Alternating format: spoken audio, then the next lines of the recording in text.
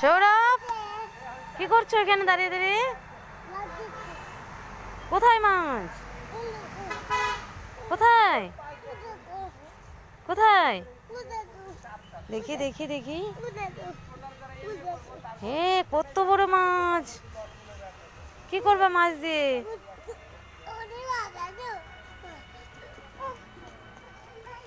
দেখো দেখো, সৌরভ মাছ দেখে ভয়ে দৌড়ে পালিয়ে যাচ্ছে। দেখো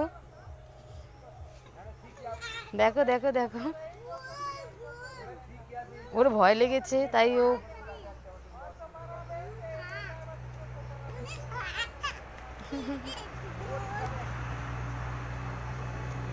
আবার আবার এসেছো, আবার এসেছো তুমি?